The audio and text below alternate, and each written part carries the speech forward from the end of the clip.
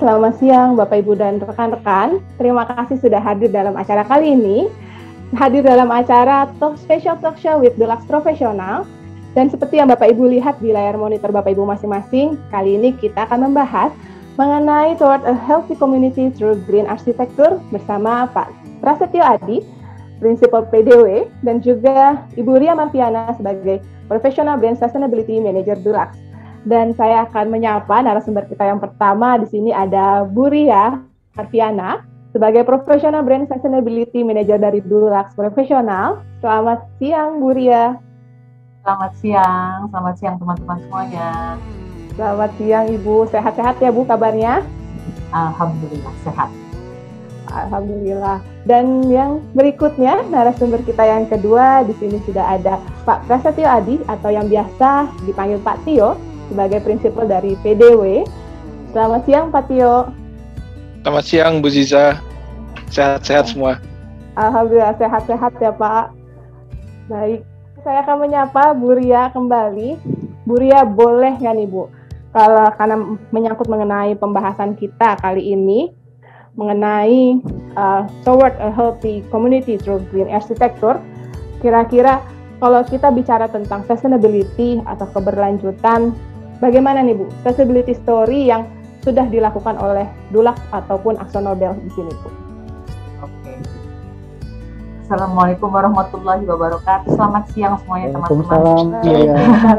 Senang sekali melihat teman-teman hadir di sini. Saya lihat sudah 106, mudah-mudahan terus bertambah.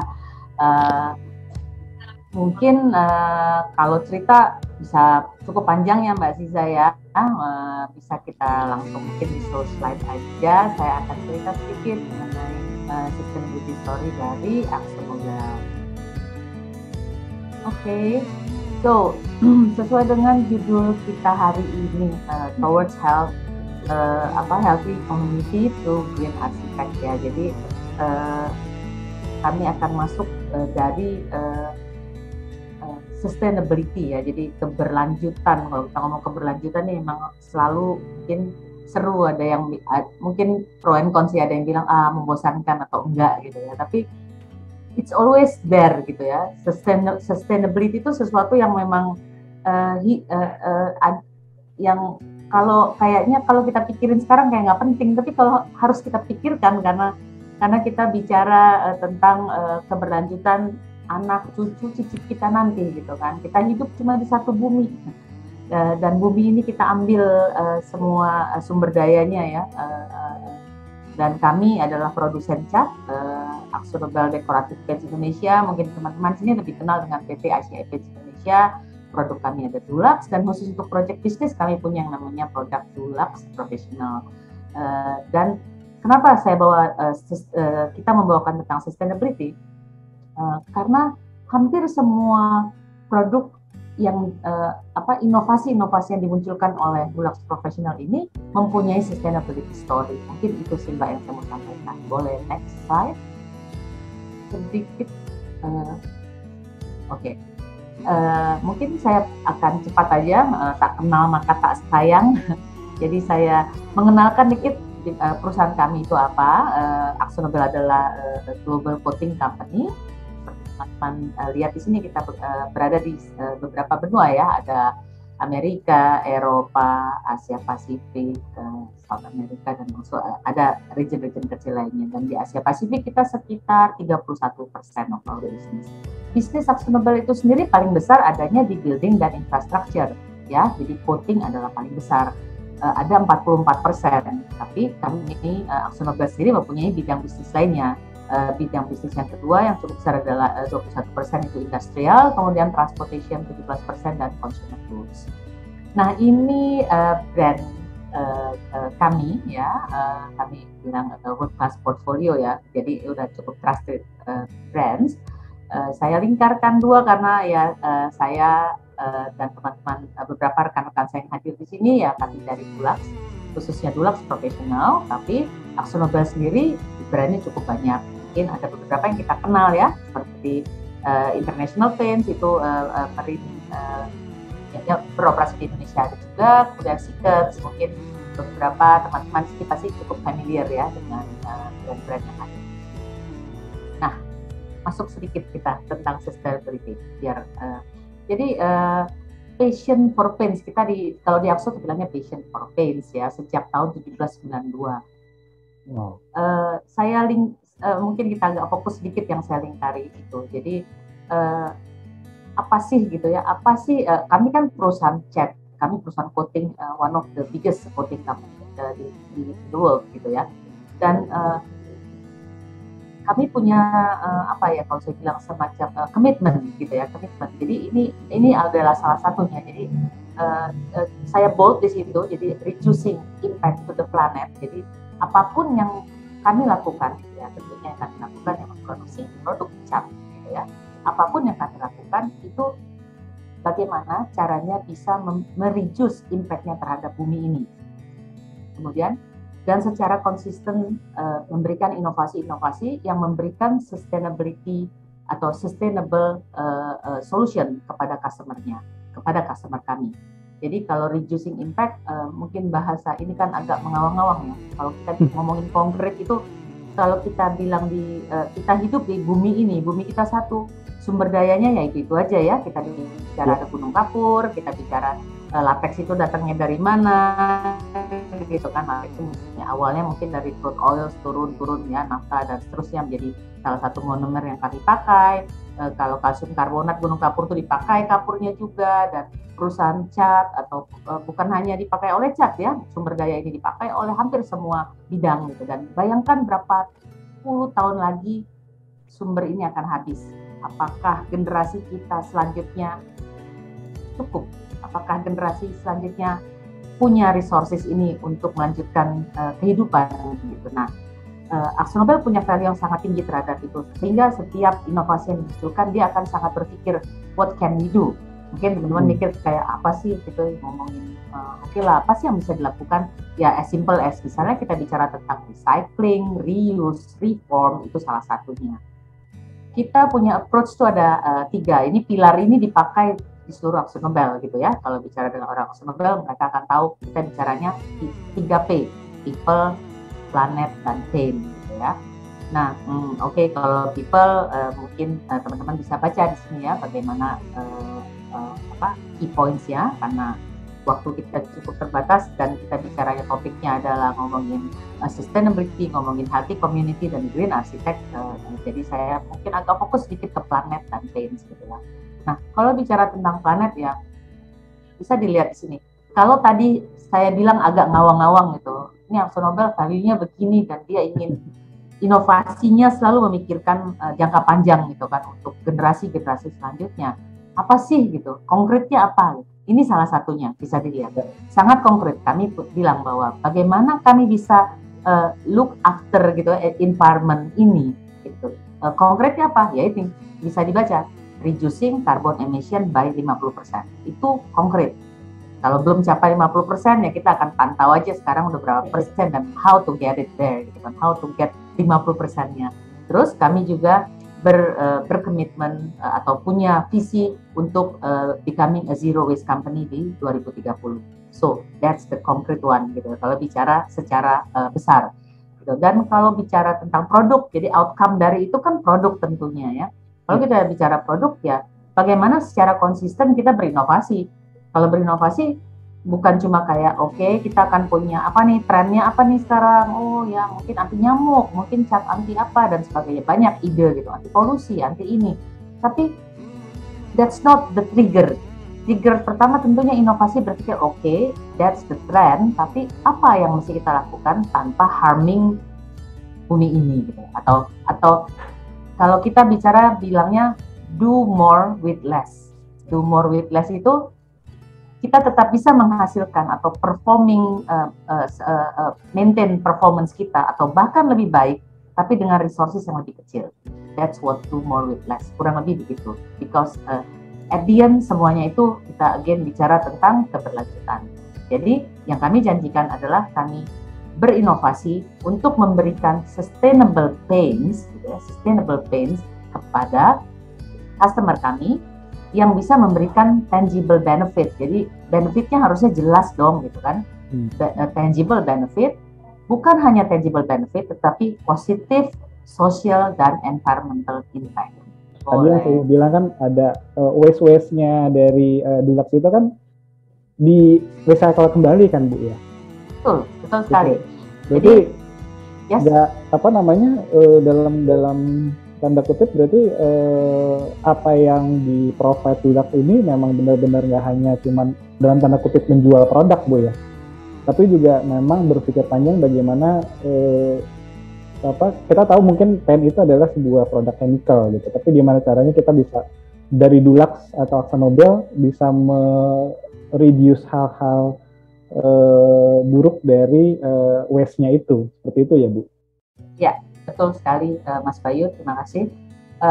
Ya, kalau tadi saya ngomong tentang mungkin bukan inovasi ya, inisiatif-inisiatif yang dilakukan oleh AkzoNobel secara global atau di beberapa negara. Tapi kalau saya bilang pertanyaan Mas Bayu tadi mungkin sedikit lebih turun lagi ya, lebih konkret lagi. Oh, di bawah ada lagi ya. Kalau konkret itu kan misalnya apa sih yang dilakukan di Indonesia misalnya gitu. Itu kan globally gitu kan. Mungkin masih ada beberapa slide, tapi saya bisa masukin di sini. Misalnya kalau saya bicara kan kalau ngomong visi itu jauh ya Mas. Kalau visi itu kan nanti turun ke misi, turun gitu ya, turun lagi ke objektif, turun lagi akhirnya ke concrete action. Kalau kita bicara concrete action, bagaimana peran AkzoNobel untuk mengikut sertakan the whole stakeholder. Stakeholder itu kita bicara karyawan, kita bicara supplier, vendor kita misalnya, gitu kan. Mungkin salah satu action saya bisa kasih tahu beberapa yang konkret, misalnya bagaimana kami melibatkan karyawan. Contohnya sustainability itu kita bikin semacam kompetisi misalnya. Ide apa yang bisa mereka sampaikan dari karyawan sehingga keterlibatannya terjadi. Nah, ini ada lucu nih, ada salah satu di pabrik kami gitu, ada tim yang mengusulkan, dia bilang kami kan pabriknya itu di Jababeka Industrial Estate. Itu kan kalau Industrial Estate airnya dibayarnya juga pakai dolar ya Mas ya.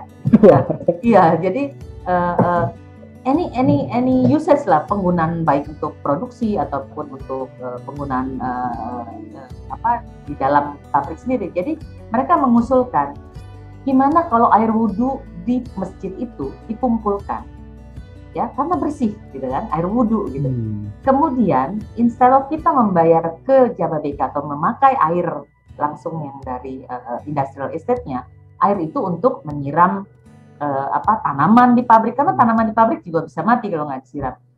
Dan amazingly kalau kita hitung mungkin kayaknya kecil Mas inisiatifnya kecil, tapi bayangkan kalau diakumulasikan sebulan, 2 bulan, 1 tahun, 10 tahun dan seterusnya. Dan bayangkan kalau itu dilakukan bukan cuma oleh satu pabrik, yang melakukannya misalnya 10.000 pabrik, impact-nya apa? Penggunaan air impact-nya apa ya? Kita bicara lagi bumi, air ini akan end up di mana suatu hari, dan suatu hari mungkin 50 tahun yang ke depan ya generasi kita harus beli gitu, mungkin cuma untuk mandi atau apa. Nah, itu kecil, tapi yang saya pengen lihatkan adalah melibatkan karyawan untuk berpikir bahwa we are doing this for our next generation. It's not for us, it's not only about selling the product. Nah, kalau vendor apa misalnya? Vendor kami aja berpikir, kalau kami beli barang misalnya harganya berapa? Satu barang 100 misalnya Mas. Kalau nganter satu raw material itu kan ada IBC, ada drum, ada palet. Kita membayar itu. Dan kami berpikir, kami nggak pakai palet ini, orang kami produksi cat kok. Bagaimana caranya palet ini balik lagi dan dipakai lagi? Reuse, reform, recycle. Karena mereka mesti beli lagi, membeli itu mesti motong pohon, dan seterusnya, bumi lagi ujungnya. Nah, dan itu memberikan benefit bukan hanya untuk buminya, untuk kita juga dong, secara cost tentunya akan lebih murah. Buat vendornya juga akan lebih murah. Tapi yang dikasih tahu ke vendor adalah value-nya, bahwa nilai, mari berpikir bersama-sama gitu. Apapun yang kita lakukan ini sekarang, it's not only us, suatu hari kita akan tiada di bumi ini, dan yang meneruskan kita juga masih butuh gitu kan. Bumi ini belum, kita nggak usah ngomongin global warming atau kita bicara whatever resources we have in this world gitu. Kurang lebih itu konkretnya Mas. Masih banyak, nanti waktu kita kurang. Ya, tapi yang menarik tadi dari pemaparan Bu Ria ke saya ke kami gitu ya. Jadi Dulux itu menariknya adalah sebelum mengeluarkan sesuatu di dalam internalnya juga benar-benar bukan dites ya. Jadi pemanfaatan internal itu sangat tinggi ya Bu. Benar-benar kayak ditanamin dari diri setiap mungkin staff atau tim dari Dulux tuh tidak harus banyak yang yang useless lah pada saat kita ingin mengeluarkan sesuatu. Menarik. Betul. Ya bisa dilihat di slide ini Mas.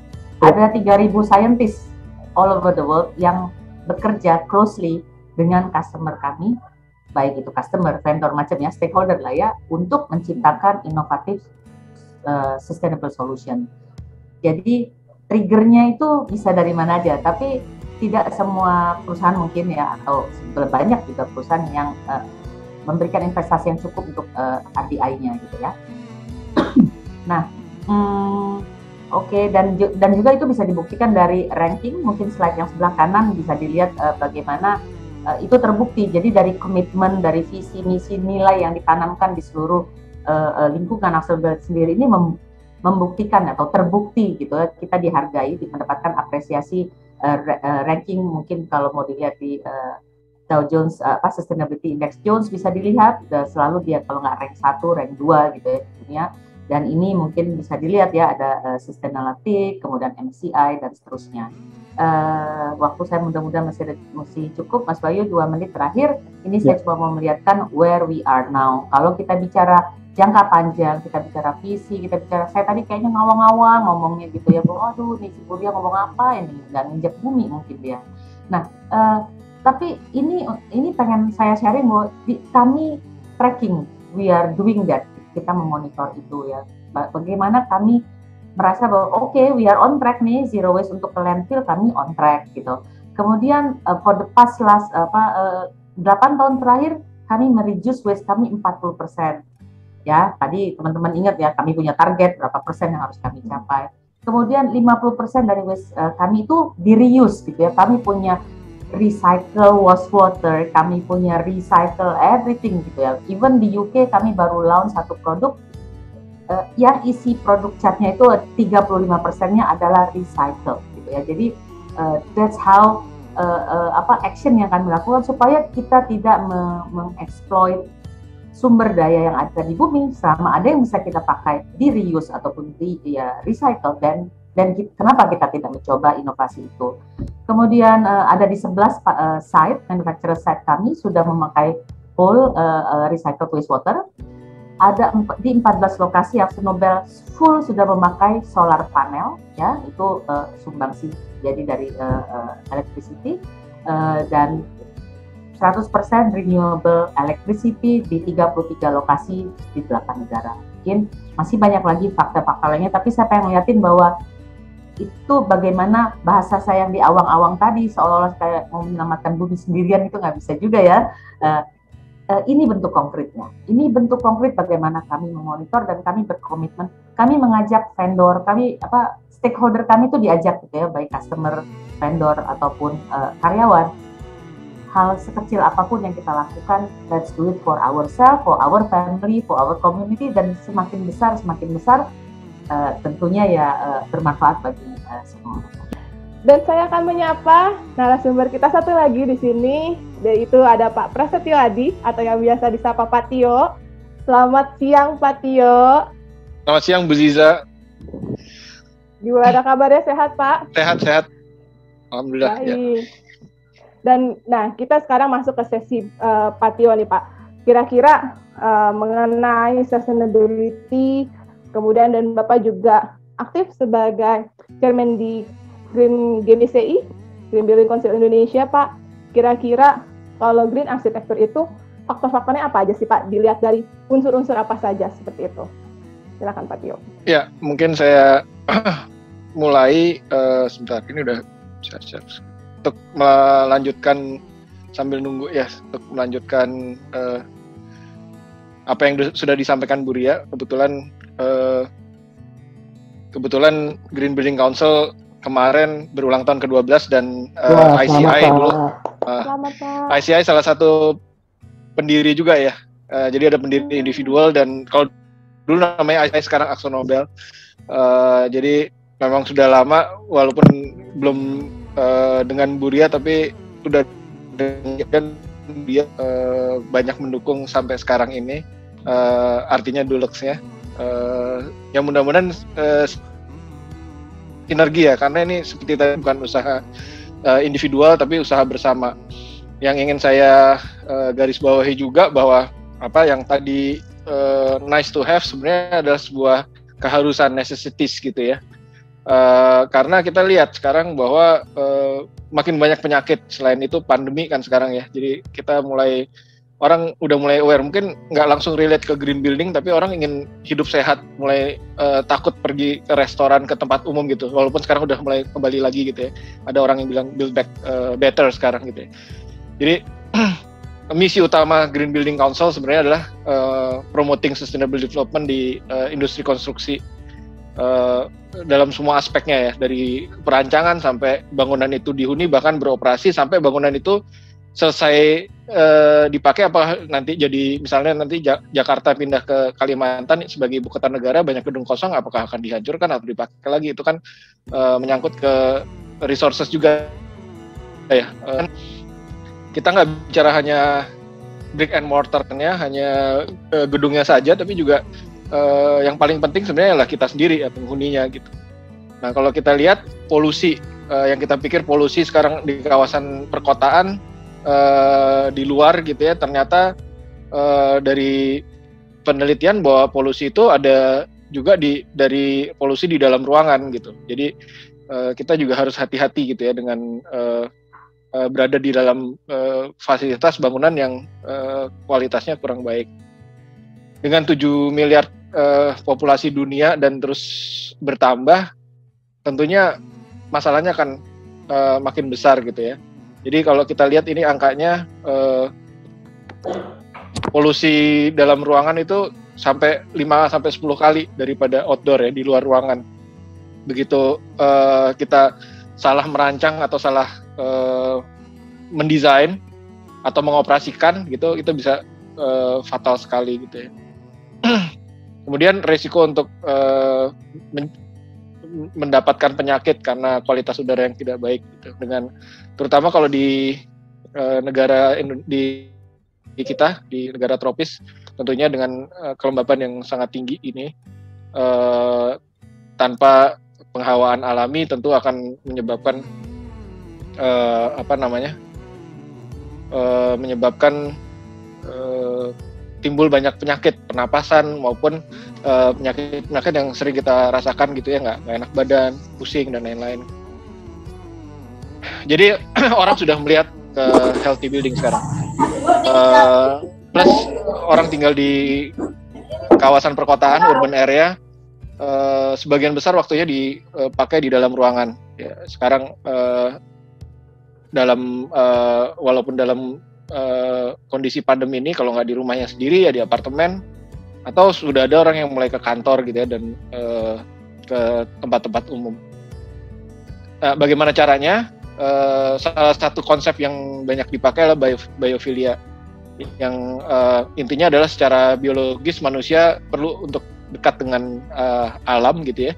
Jadi secara biologis dan psikologis sebenarnya, kenapa kalau ada orang sering berlibur gitu ya, apalagi orang-orang dari tengah kota gitu, mau kota seperti Jakarta maupun Bandung, Surabaya, semua ingin pada saat ada liburan sedikit aja pergi ke berwisata gitu. Apa pariwisata jadi satu industri yang tumbuh besar, karena emang bagaimana secara biologis ada kebutuhan itu, dan tantangannya adalah bagaimana membawa alam kembali ke tengah kota sebenarnya. Akses matahari juga sangat lebih baik daripada artificial pencahayaan buatan, terutama untuk keseimbangan hormon. Dan terbukti juga ini penelitian bahwa pelajar yang mendapatkan pencahayaan alami belajar lebih baik gitu ya.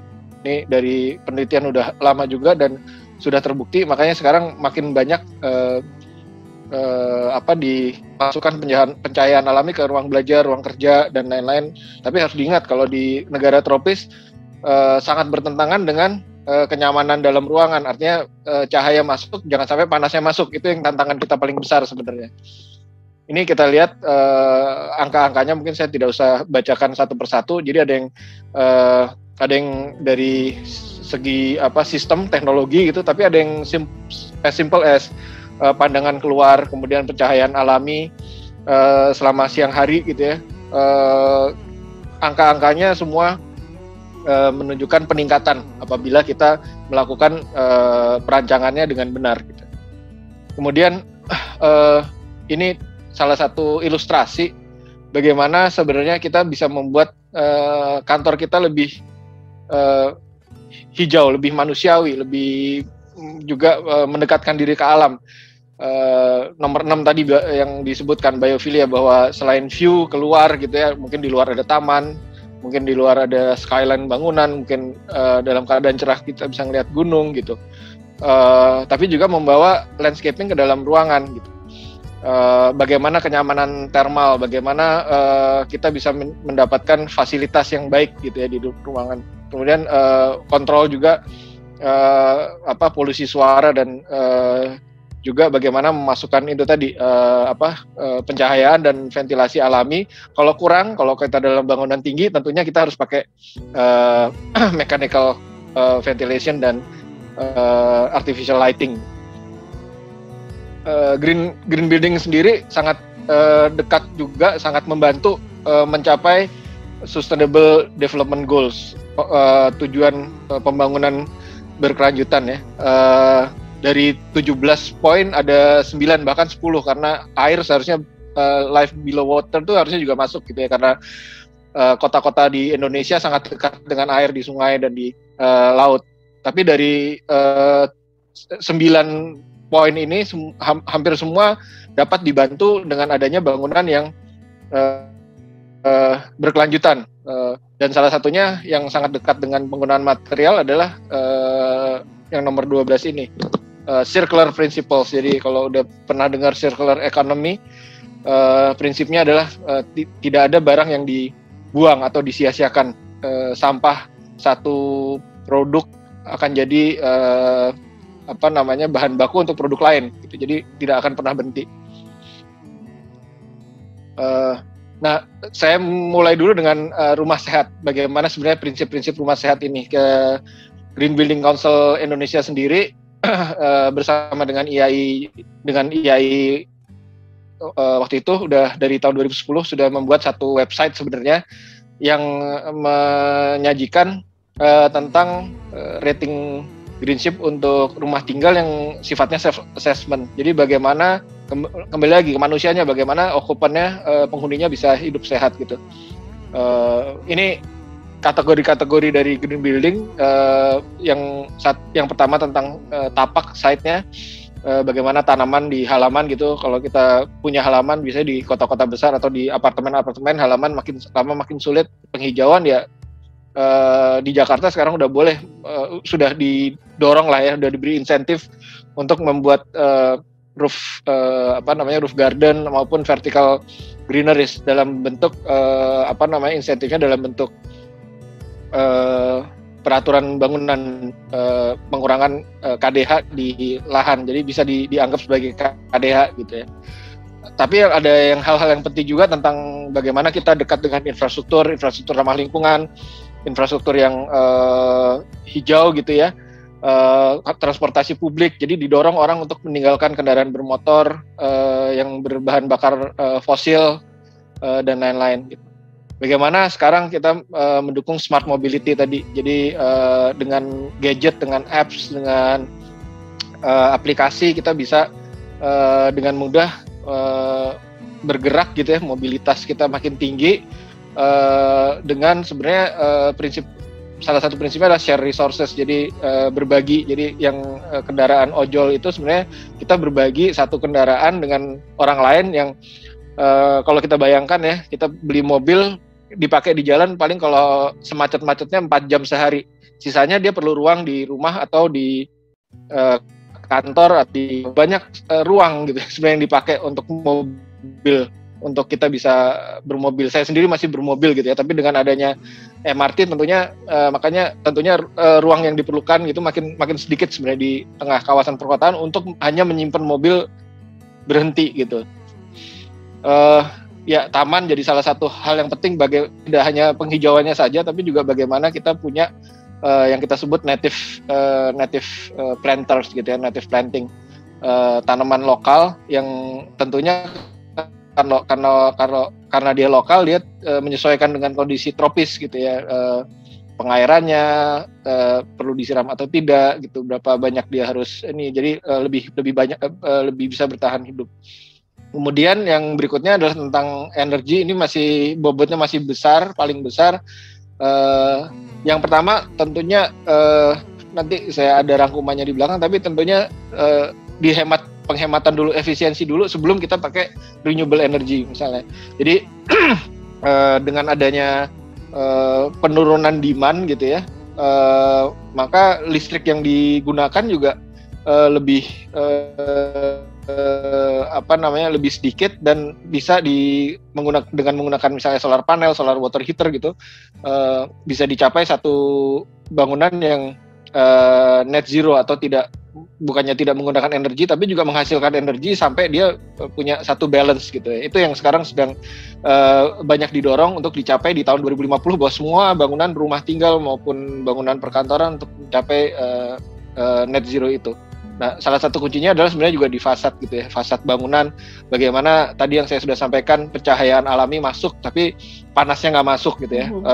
Selain dari material kaca yang solid kita juga harus perhatikan gitu, dari batanya, dari mortarnya, dari catnya gitu ya, dari dan nggak hanya panas saja kan, kalau di Indonesia kan panas dan hujan gitu ya. Jadi hal-hal tersebut harusnya kita juga bisa lebih sensitif. Ini yang fasad yang hubungannya dengan ventilasi silang, bagaimana memasukkan pencahayaan dan penghawaan gitu ya, indirect, ruangan tetap terang gitu ya. Salah satu ilustrasi di sini yang penting adalah jangan biarkan rumah kita hanya punya satu muka gitu, minimal ada 2 muka. Tidak harus sepanjang itu gitu, apalagi di kawasan perkotaan seringkali kita nggak punya tanah seluas ini gitu ya. Jadi paling tidak ada void atau lubang untuk aliran cahaya dan penghawaan dan udara gitu.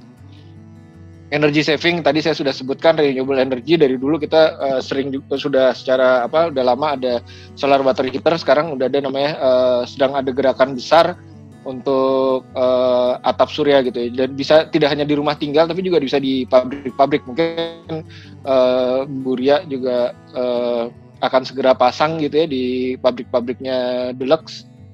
Yang sudah pasang itu salah satu pabrik minuman di itu sangat besar sekali, berapa mega, karena memang atapnya sangat luas dan efisiensinya bisa selama siang hari dia bisa membantu untuk mengurangi menggunakan yang biaya tinggi gitu ya. Kalau industri kan biaya tinggi. Kemudian air sama prinsipnya dengan energi, dihemat penggunaannya. Kemudian sumbernya juga dicari dari air permukaan dengan memanen air hujan, mendaur ulang air yang masih bersih gitu ya, relatif bersih, seperti tadi air wudhu gitu ya. Itu kalau dilakukan dari rumah tinggal sampai ke gedung-gedung besar tentunya akan sangat banyak menghemat gitu. Kemudian material, kalau kita bicara tentang dulu, sekarang ya bicara tentang material. Ada yang certified material, itu tentunya mudah. Apa yang disertifikasi itu kita sebagai konsumen juga harus lihat gitu, yang disertifikasi itu produknya atau prosesnya gitu ya. Dan renewable material itu material yang dibudidayakan gitu tadi. Kemudian bagaimana kita mendaur ulang, menggunakan ulang material-material yang dipakai untuk membuat satu bangunan gedung. Dan secara pasif kita juga harus lihat bagaimana tadi fasad selain bukaannya, di mana bukaan, di mana solid gitu ya. Kalau di Indonesia kan di di bawah Khatulistiwa, kota-kota yang di bawah Khatulistiwa menghindari barat laut gitu ya, barat dan barat laut. Ya selain selain materialnya juga warna dan material pelapis ya, coatingnya. Untuk membangun bangunan ramah lingkungan tentu diperlukan produk yang ramah lingkungan juga. Gitu. Ini ilustrasi aja salah satu industri gitu. Hampir semua industri, tapi industri semen salah satu yang paling besar menghasilkan emisi CO2. Kemudian CO2 yang dihasilkan dari 1 ton beton struktur, CO2 yang dihasilkan dari untuk membuat 1 ton beton struktur sangat besar ya, adalah 410 kg per meter kubik gitu ya. Jadi cukup signifikan sebenarnya industri bangunan, karena sekarang hampir di seluruh dunia orang pakai beton. Kenapa ini sangat penting gitu ya. Kemudian selama 12 tahun Indonesia kehilangan hutan seluas setengah daratan Inggris, sangat signifikan gitu ya. Berarti kontribusi material building juga itu sangat berperan penting untuk sebuah konsep bangunan hijau ya, Pak Tio ya? Betul, jadi pemilihan material, dari mana material itu berasal, dari mana material itu diproses, tidak hanya merek lokal, tapi juga material yang sudah punya produksi kalau kita ya di dekat kita di Indonesia gitu ya. Kalau di Green Building Council sih ukurannya 1000 kilometer gitu ya. Radius 1000 kilometer itu masih dianggap lokal. Padahal Indonesia itu sangat luas, dari ujung ke ujung ada 7.000 km, 6.000 kilometer kalau nggak salah. Kemudian kalau kita bicara cat nih, mumpung lagi bicara material juga, cat-cat yang diproduksi sudah sebagian besar untuk cat yang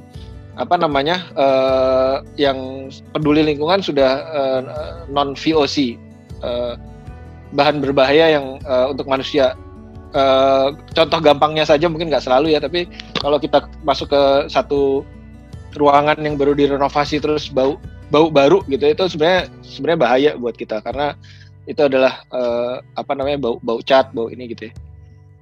Kemudian ya bagaimana sebenarnya dikategorikan sebagai produk ramah lingkungan? Kriterianya apa tadi? Prosesnya kah, atau aplikasinya kah, atau produk tersebut membuat bangunan kita jadi memenuhi kriteria green building?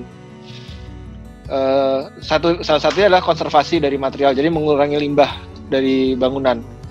Salah satu caranya kalau untuk arsitek menggunakan material-material yang sebisa mungkin modular gitu ya, mengurangi kebutuhan akan material sejak tahap perencanaan dan desain, menggunakan material yang ramah lingkungan gitu ya, berasal dari ya tadi sudah disebut barang lokal, dan kalaupun ada buangannya dia secara biologis bebas racun, ataupun kalau B3 ada juga di rating green building, dia akan ditata laksana dengan cara B3 juga gitu.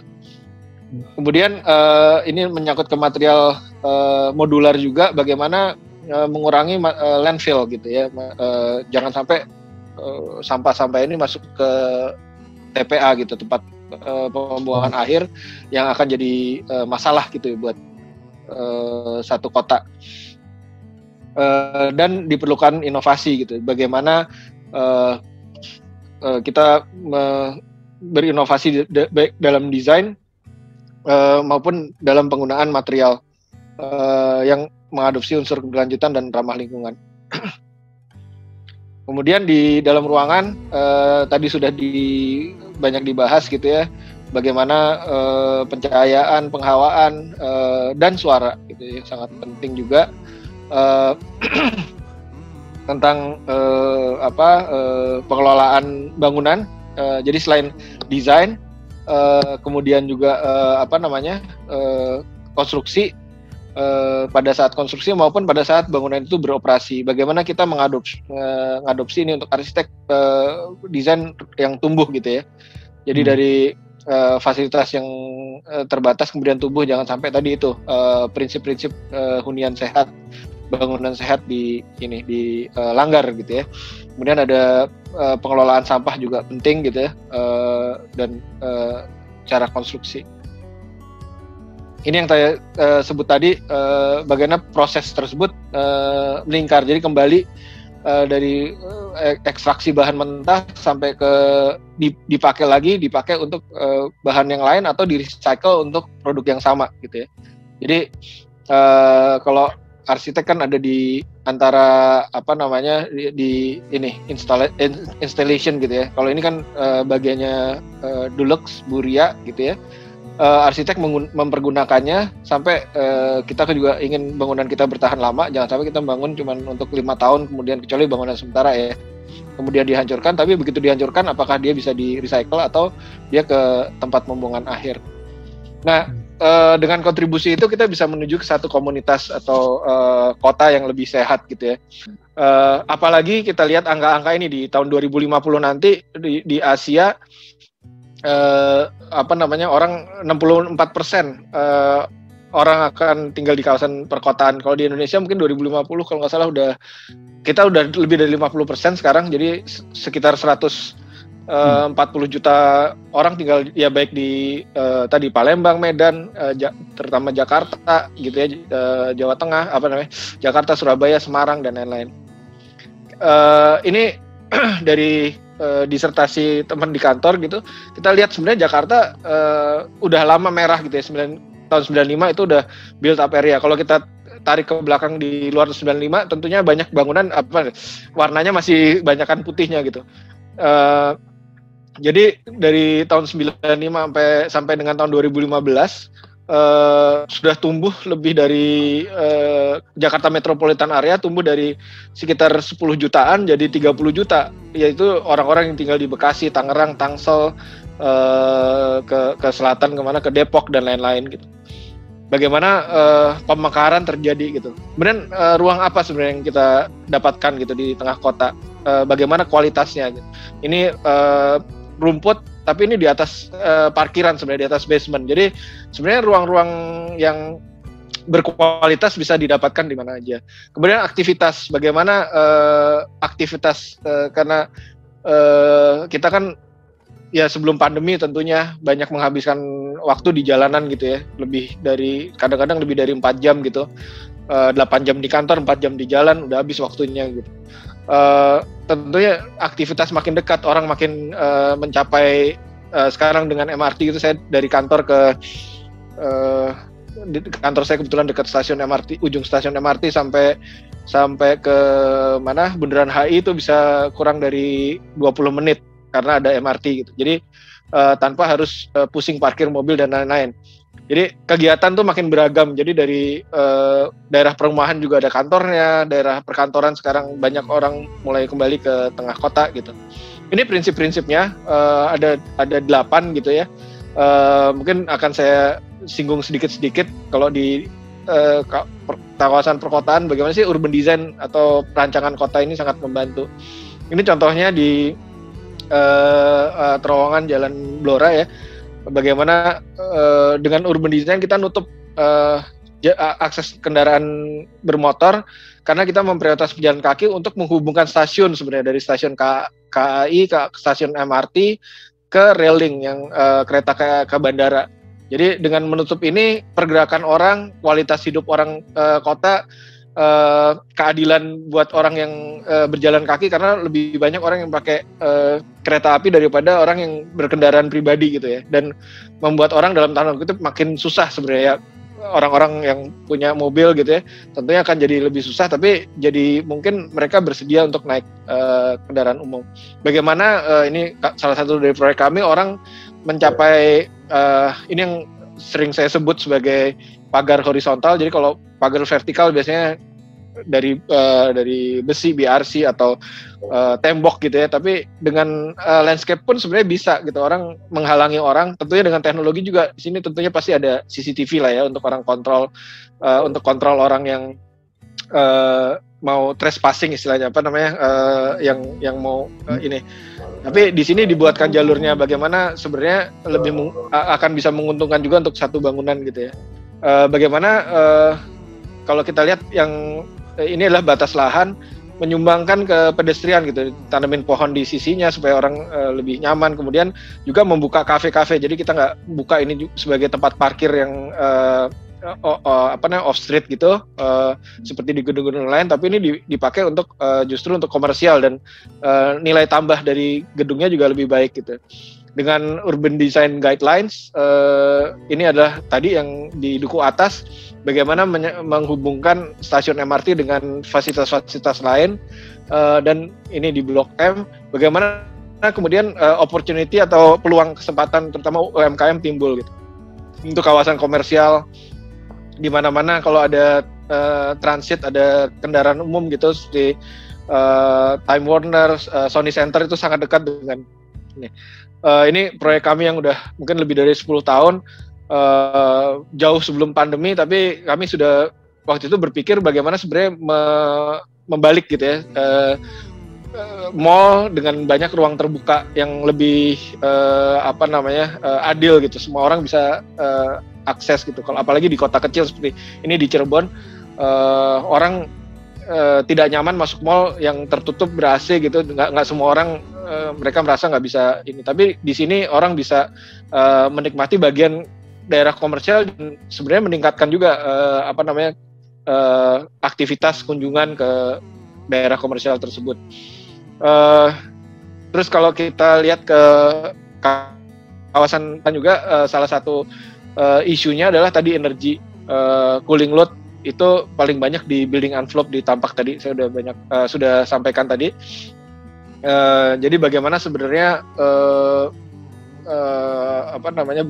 beban tersebut kita bisa kurangin. Jadi dalam di arsitektur tuh desain peran arsitek di green building ini salah satunya adalah bagaimana kita menata selubung bangunan.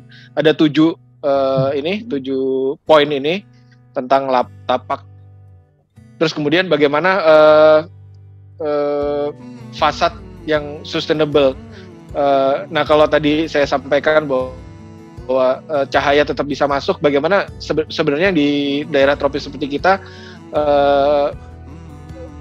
cahaya tetap masuk tapi panasnya nggak masuk, jadi radiasi dan konduksi panasnya ditahan dengan elemen fasad di luar gitu. Bisa dalam bentuk macam-macam, solid wall yang dicat maupun louver dan lain-lain, kanopi dan lain-lain. Ini salah satu beberapa ilustrasi. Korden sebenarnya tidak efektif untuk mengurangi panas karena kita lihat ilustrasi di sini bahwa panasnya sudah masuk, jadi tetap jadi cooling load gitu ya. Kanopi lebih efektif daripada ini. Double window, double glass juga tidak seefektif kanopi sebenarnya. Jadi ini dengan kanopi ini cahaya tetap masuk, tapi panas nggak masuk. Kalau kita lihat lagi kembali ke rumah-rumah tradisional, nih rumah Batak gitu ya. Dengan material yang seadanya mereka buat selain dekoratif juga bagaimana pencahayaannya mereka tinggal di dalam rumah ini. Kemudian waktu zaman kolonial orang Belanda masih membangun villa-villa ini dengan villa kayu ini dicepu, tapi masih dengan gaya Victorian gitu ya. Ini udah direnovasi jadi kafe. Tapi kemudian ada juga yang mendesain sesuai dengan kearifan lokal. Kemudian arsitek Silaba desain gedung Bank Indonesia yang di depan itu menggunakan prinsip-prinsip tropis untuk membuat bangunan modern, karena beliau beliau otodidak tapi banyak belajar tentang arsitektur modern. Terus kalau kita lihat building envelope trend ini, Sarinah sedang direnovasi, dikembalikan ke asalnya termasuk podiumnya, tempat ininya Kartika Plaza. Jadi yang sebelumnya bangunan-bangunan sampai dengan tahun 90-an bahkan tropis, tapi kemudian beralih ke bangunan-bangunan yang curtain wall gitu ya. Bagaimana sebenarnya banyak yang salah kaprah karena banyak arsitek asing yang berpraktek di Indonesia. Sudah zaman kolonial sudah banyak arsitek Belanda ya, tentunya semua arsitek dulu Belanda, hanya sedikit arsitek yang orang Indonesia. Tapi kembali di tahun itu keadaan ekonomi kita baik gitu, banyak arsitek asing yang justru membawa desain-desain subtropis ke Indonesia. Ini beberapa bangunan yang saya sampaikan, tidak satu bangunan tuh tidak harus tampaknya empat-empatnya sama 4 sisi gitu. Ini Hotel All Season di Duku Atas. Sisi utaranya dia lebih solid karena ada aturan jarak bebas. Selain itu juga memberikan karakter desain yang beda gitu ya. Jadi kita punya second skin. Kemudian di bawahnya juga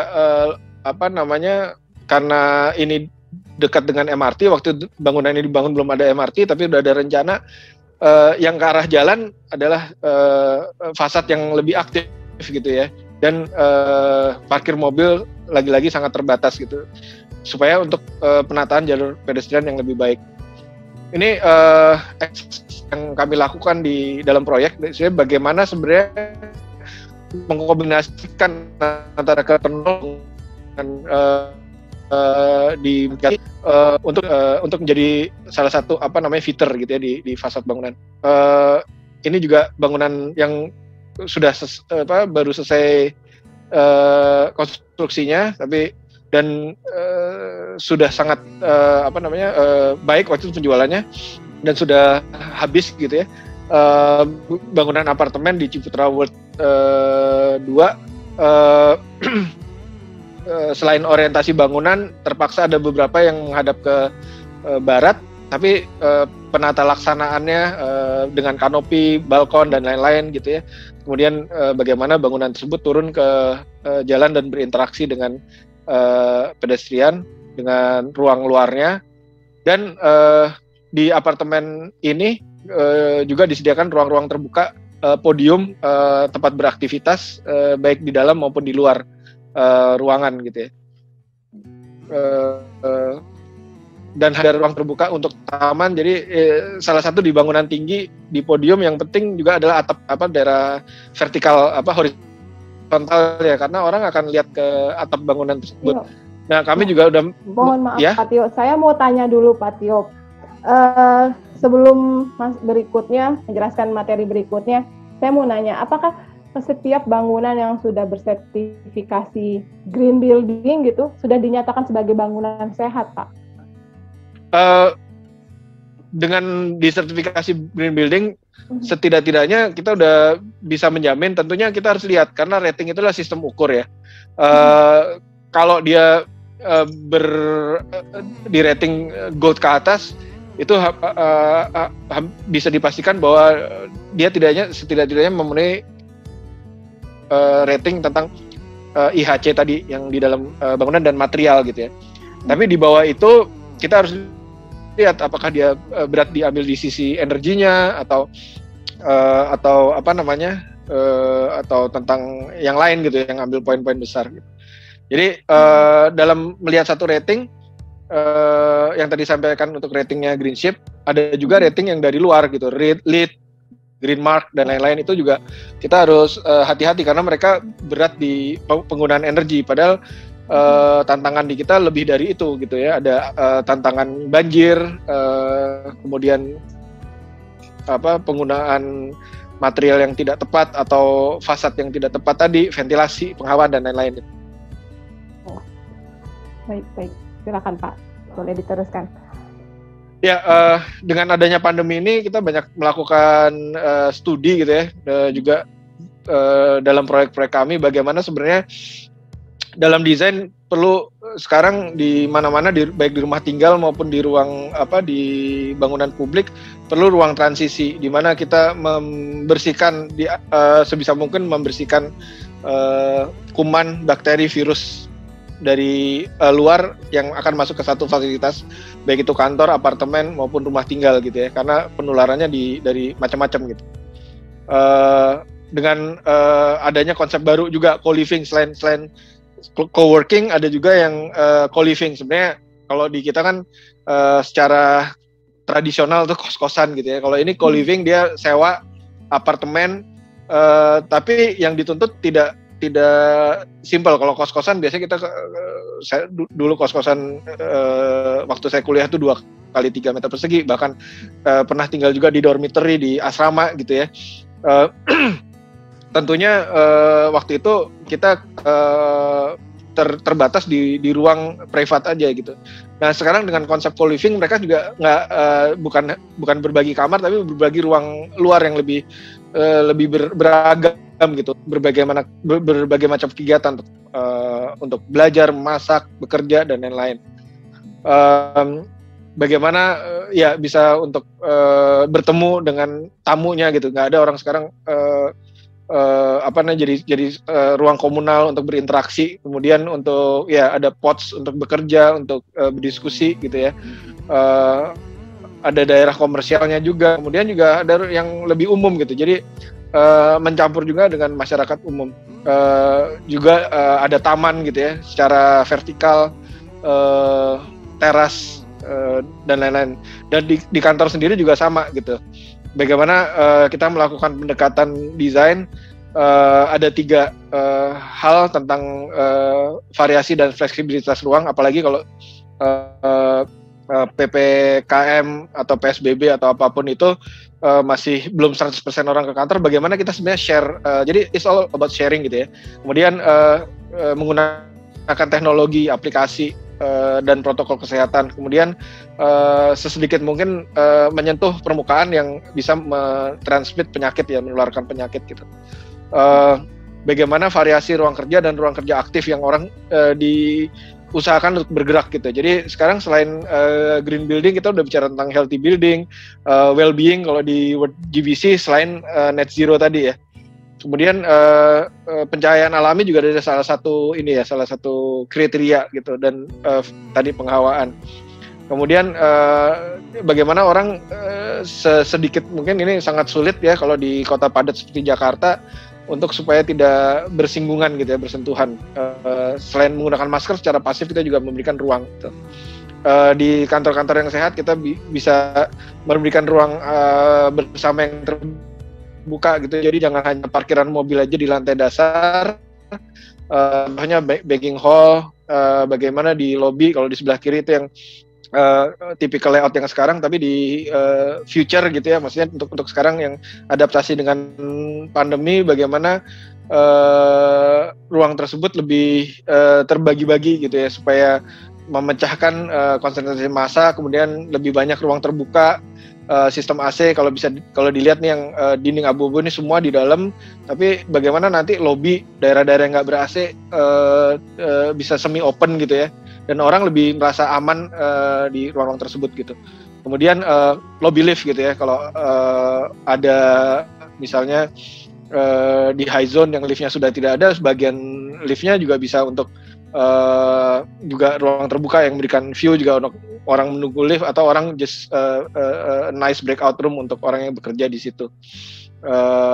Ini salah satu contoh untuk ruang dengan core yang berbeda gitu. Ya di desain seperti yang kita tahu ya bisa macam-macam lah ya, selama masih make sense, masih visible untuk klien, tentunya bisa dilakukan gitu. Area kerja sendiri kalau dulu 100% untuk dipenuh-penuhin gitu ya. Saya pernah ikut conference di Swedia, mereka sangat mewah sekali gitu, satu orang 20 meter persegi. Kalau di Indonesia 9 bahkan 6 gitu ya. Walaupun di peraturannya hanya 10 satu orang 10 sampai 12 meter persegi gitu. Nah, ini akan berpengaruh juga ke kesehatan, produktivitas, kesehatan mental kita juga gitu ya. Bagaimana terus kemudian di kantor sehat kita double up the volume supaya ruang kerja bisa lebih fleksibel. Kemudian aktivitas yang waktunya dibagi-bagi, salah satu solusinya gini. Terus bagaimana 4 tenan bisa berbagi ruang yang di bangunan tinggi. Ini konteksnya semua kantor di bangunan tinggi ya. Area kerja yang menggunakan fasilitas secara bergantian misalnya. Dan ruang kerja yang fleksibel yang bisa ditata ulang. Sebenarnya ini lebih banyak ke interior ya, tapi akan jadi sangat efektif kalau dikerjakan dari awal gitu. Toilet, bagaimana membuat toilet tanpa sentuhan, kemudian memasukkan unsur landscaping juga, tentunya dengan pertimbangan bagaimana pemeliharanya yang sangat mudah untuk landscaping yang di dalam ruangan. Ini ilustrasinya, mungkin ini udah slide terakhir. Terima kasih. Assalamualaikum warahmatullahi wabarakatuh. Perhatiannya, salam sejahtera semua. Bu Dia tadi udah sempat mungkin sudah mengikuti pemaparan dari Pak Tio, Bu. Nah, kalau dari Dulux-nya sendiri, Bu, apakah Dulux juga berinovasi akhirnya mendukung konsep sustainability khususnya di konsep sebuah green building seperti itu? Silakan Bu Dia. Jawabannya sih straightforward ya Pak Tio ya. Ya sudah pasti ya.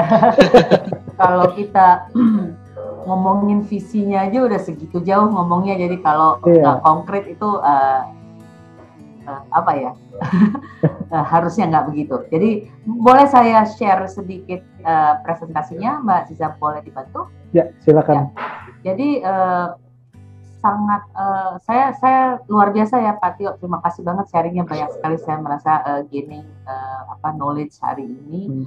Dan saya merasa ini semua sejalan ya, kita align gitu. Kami dari pihak manufacturer kan, kami yang memproduksi dan sebagai satu perusahaan yang mempunyai value tinggi terhadap sustainability, ya tentunya turunannya adalah produknya yang sustainable dong gitu kan, karena ujungnya kita bicara green architect gitu kan, atau green kita ya anything to do with green ya tentunya kita bicara environment, dalam scope yang lebih besar lagi ya kita bicara ya di mana bumi berpijak gitu ya Pak ya, bumi kita cuma satu gitu.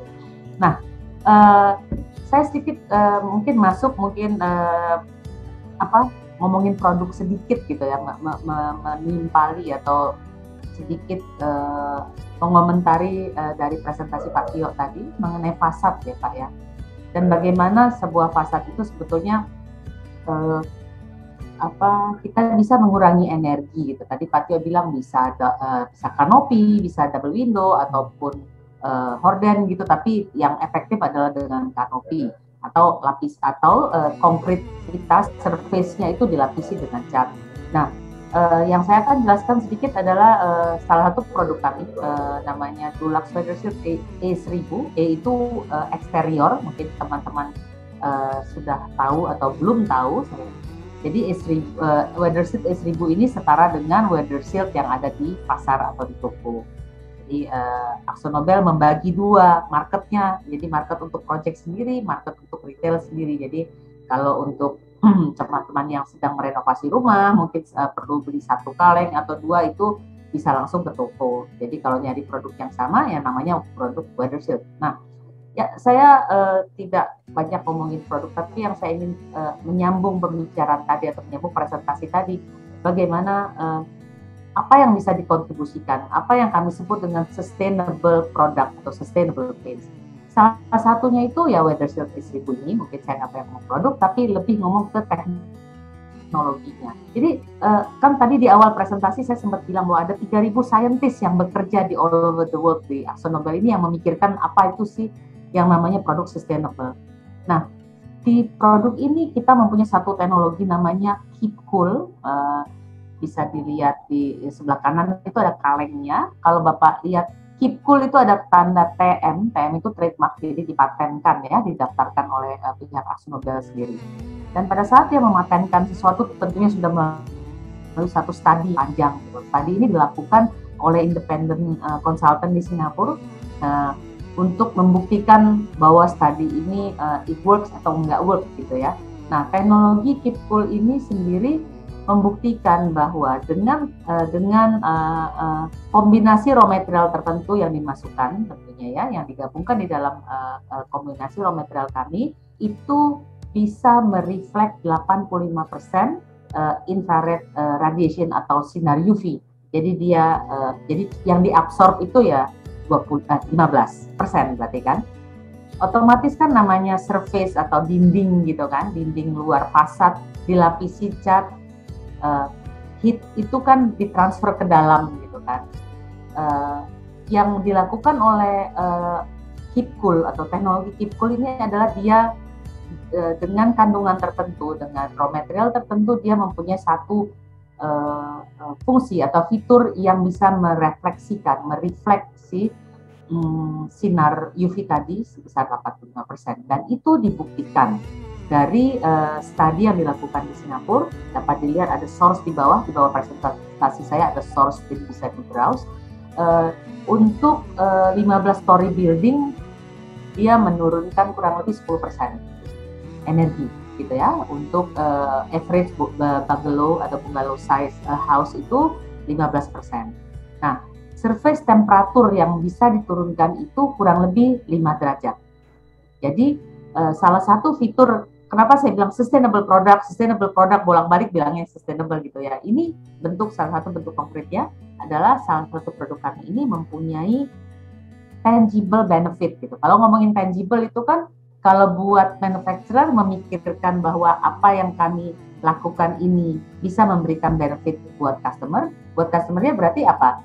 Ya cost saving gitu kan.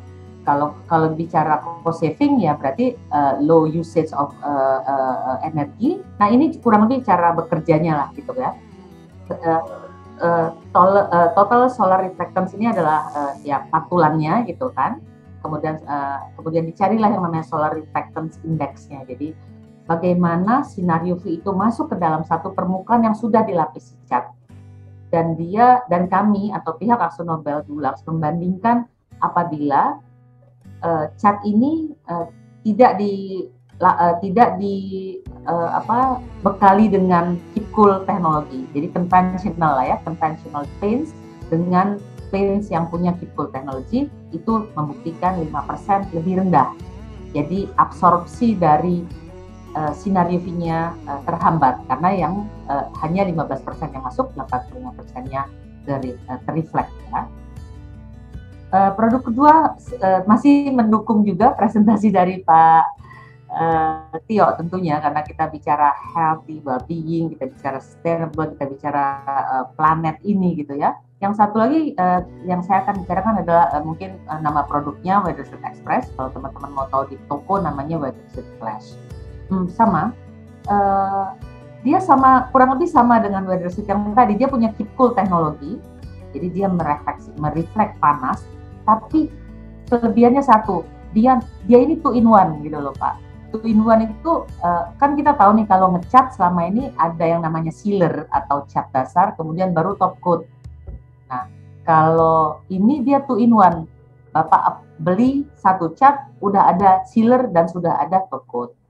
Nah, apa kontribusinya? Maksudnya kalau secara dari sisi manufacturer, kami sebagai orang yang memproduksi barang ini, ya tentunya kami menggunakan less raw material. Kami tidak memakai lebih banyak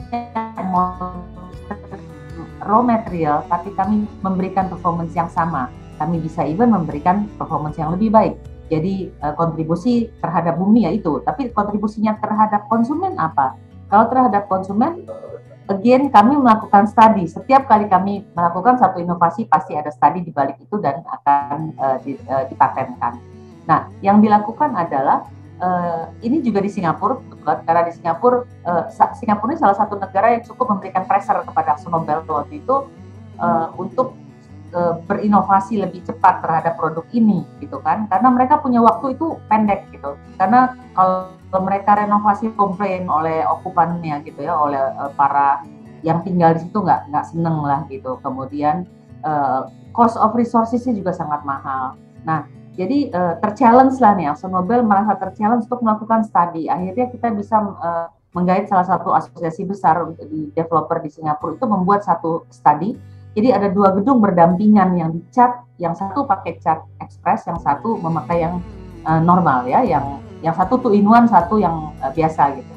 Dan dibuktikan bahwa dengan otomatis ya namanya juga 2-in-1 berarti lebih cepat dong ya. Kalau lebih cepat berarti productivity kita lebih naik. Kalau productivity lebih naik berarti apa?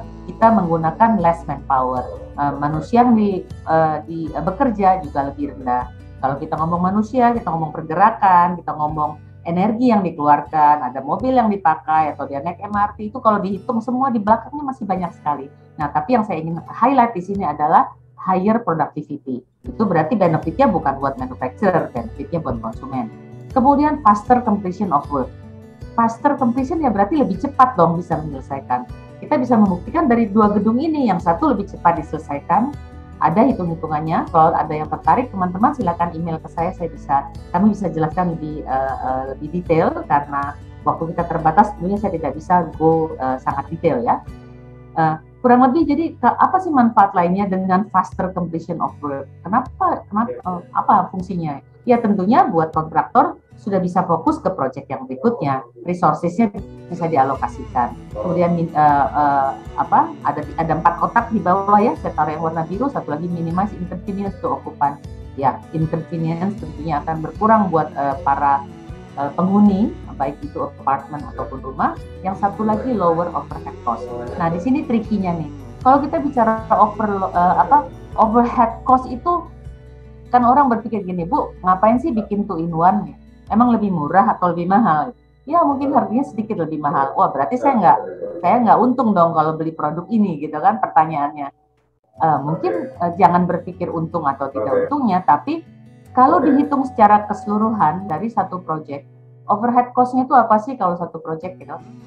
Kalau ngomongin cost pains itu berapa sih Pak Tio? Kecil sekali kan cost pains itu, saya bicara less than 2% mungkin. Ya, dari satu bangunan. Tapi biaya lainnya, biaya scaffolding, biaya penyewaan segala macam ya, biaya kos-kos lain itu apakah dihitung gitu. Pada saat kita bisa mempersingkat semua waktu, faster, kita bisa complete the whole work. Can you imagine hidden cost yang kita save gitu ya? Mungkin bukan di arsitek ya Pak ya, di kontraktor atau di mana, tapi bisa dibayangkan kita berkontribusi untuk society secara besar, bahwa kita memakai barang yang lebih sedikit tapi untuk performance yang sama atau lebih baik. Kontribusi ke bumi itu jelas gitu, kita tidak abusing satu resources, tapi hasilnya sama gitu, dan kita bisa cost saving, ternyata produktivitas kita lebih tinggi dan seterusnya. Mungkin ini yang bisa saya katakan untuk Weathersfield Express. Untuk sedikit menyinggungnya health and well-being ya Pak Tio, tadi kan bicara tentang health and well-being juga. Next Mbak Tisa. Kalau ngomong health and well-being ini kan sekarang ini benar ya Pak Tio, selama masa pandemi nggak terasa udah 1,5 tahun, mungkin kita lebih 2 tahun sepertinya kayaknya. Sampai lupa ya Pak ya, kalau hamil anaknya udah lahir gitu ya. Bayangkan semua perubahan yang kita tidak sadari adalah, ya dulu kita waktu pandemi baru muncul kita bilangnya new normal. Saya dulu bingung new normal itu apa. Saya merasa kayak, new normal saya adalah bekerja di rumah dengan daster, itu new normal saya mungkin gitu kan.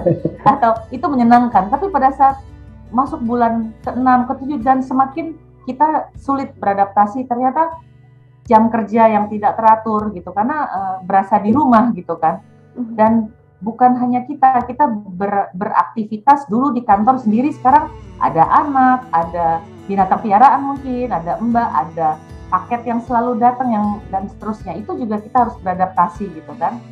Tapi buat orang yang orang rumahnya besar, kalau buat orang yang rumahnya mungkin sedikit lebih kecil, dia beradaptasi di satu ruang. Satu ruang yang tadinya dioccupied oleh seorang ibu yang berkuasa, misalnya ibu itu dia masak, dia ngapain. Sekarang dia harus sharing, ada anaknya yang sekolah, ada siapanya yang bekerja. Nah, dan semua kegiatan itu ya semuanya kita beradaptasi gitu kan. Nah, kaitannya yang saya pengen sampaikan, mungkin kalau menyinggung health and well-being itu adalah kami punya produk, ada 3 yang saya ingin bicarakan sedikit saja mungkin. Yang satu namanya Diamond Stain Resist, namanya aja udah stain resist gitu kan. Kalau stain resist ya tentunya gampang dibersihkan ya, atau kita bicaranya easy clean. Mungkin Mbak bisa next, bisa lebih cepat.